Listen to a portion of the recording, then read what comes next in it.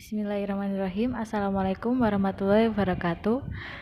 Di sini kami akan menjelaskan pengertian agama, asal-usul, dan fungsi.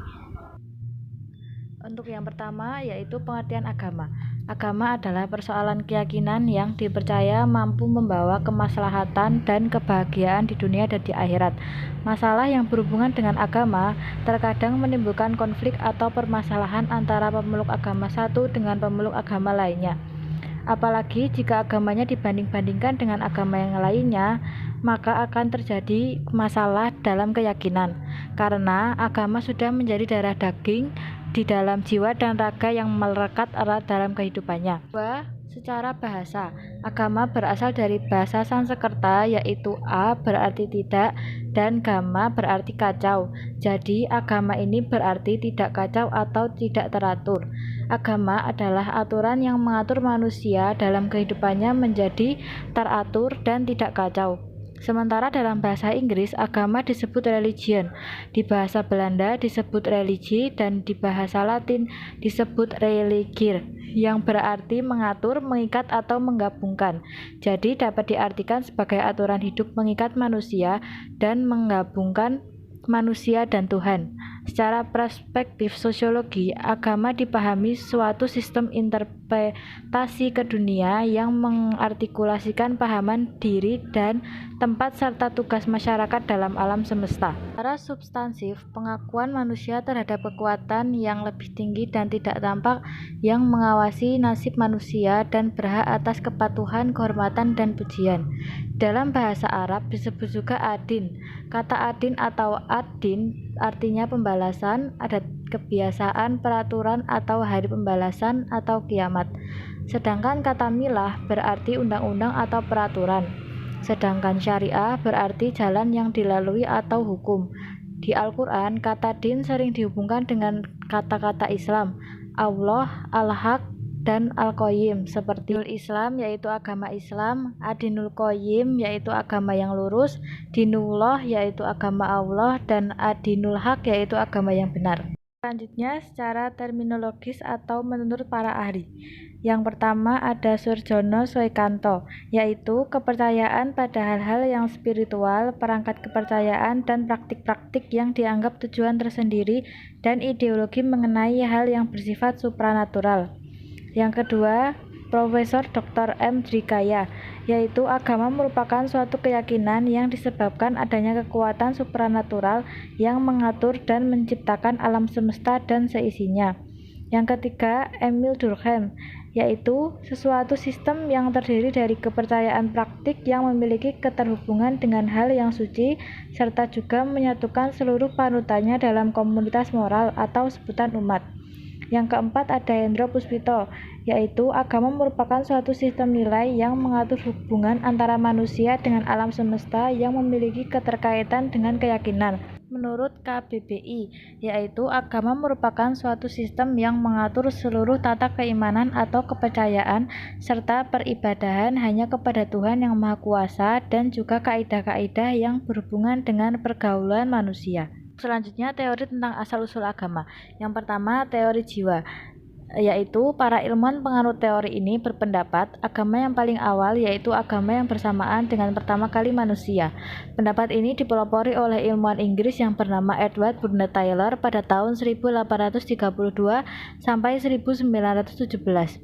Katakan bahwa asal mula agama bersamaan dengan munculnya kesadaran manusia akan adanya roh dan jiwa. Mereka memahami adanya mimpi dan kematian. Teori batas akal. Teori ini mengatakan bahwa permulaan terjadinya agama dikarenakan manusia mengalami gejala yang tidak dapat diterangkan akalnya. Menurut James G. Fraser, manusia bisa memecahkan berbagai persoalan hidupnya dengan akal dan sistem pengetahuannya. Akal dan sistem itu ada batasannya. Dan batas akal itu meluas sejalan dengan meluasnya perkembangan ilmu dan teknologi. Oleh karena itu, makin maju kebudayaan manusia, makin luas juga batas akal itu.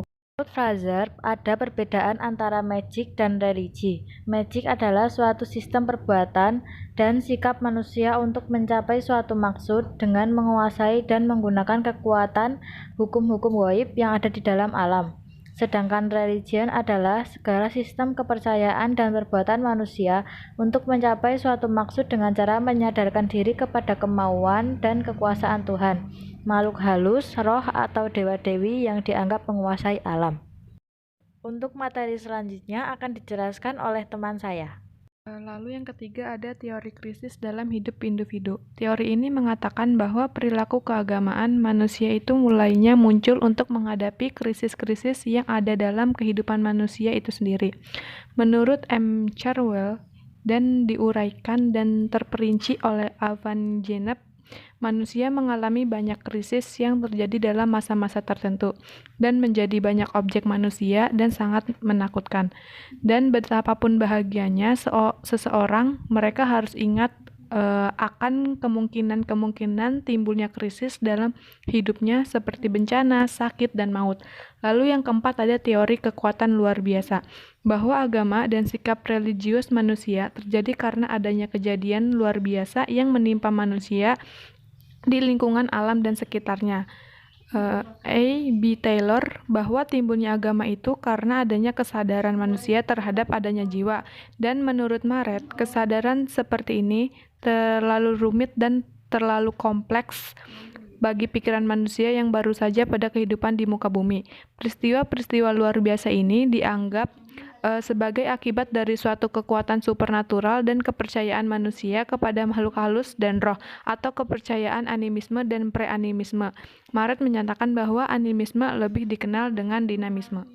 Lalu yang kelima ada teori sentimen kemasyarakatan, bahwa agama yang permulaan itu muncul karena adanya suatu getaran emosi yang ditimbulkan dalam jiwa manusia sebagai akibat dari pengaruh rasa kesatuan sebagai sesama warga masyarakat. Menurut Emil Durkheim, dasar-dasar agama yang sama sekali berbeda dengan teori-teori yang pernah dikembangkan oleh para ilmuwan sebelumnya. Keenam ada teori wahyu Tuhan, bahwa perilaku religius manusia terjadi karena mendapat wahyu dari Tuhan. Seorang antropolog Inggris yang bernama Andre Long, pendapat Andre Long ini kemudian dielaborasi lebih oleh Smith. Dalam hubungan ini ia percaya bahwa agama berasal dari wahyu Tuhan yang diturunkan kepada manusia pada masa permulaan di muka bumi ini.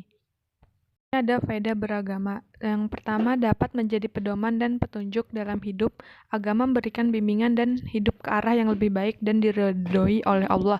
Yang kedua, ada agama mendidik manusia agar mempunyai ketenteraman jiwa. Yang ketiga, agama mendidik manusia agar berani menegakkan kebenaran dan takut melakukan kesalahan. Yang keempat, agama adalah alat untuk membebaskan manusia dari perbuatan materi.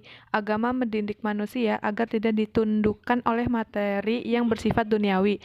Yang kelima, agama mendidik manusia agar mempunyai pendirian yang kokoh dan sikap positif. Yang keenam, ada sebagai sumber aturan tata cara hubungan manusia dengan Tuhannya dan juga sesama manusia. Yang ketujuh, sebagai cara manusia mengungkapkan estetika atau keindahan alam semesta dan segala isinya. Yang terakhir, ada sebagai cara untuk memberikan identitas kepada manusia sebagai umat dari suatu agama. Kesimpulan dari paparan di atas bahwa kami menyimpulkan agama adalah aturan yang mengatur manusia agar kehidupannya itu menjadi teratur dan tidak kacau. Bahwa beragama sangat bermanfaat dalam kehidupan sehari-hari karena beragama mempunyai faedah antara lain. 1. Dapat menjadi pedoman dan petunjuk dalam hidup. Yang kedua, agama mempunyai ketentraman jiwa. Yang ketiga, agama mendidik manusia agar berani menegakkan kebenaran dan takut melakukan kesalahan. Dan yang terakhir, agama mendidik manusia agar mempunyai pendirian yang kokoh dan sikap positif. Sekian penjelasan dari kami. Wassalamualaikum warahmatullahi wabarakatuh.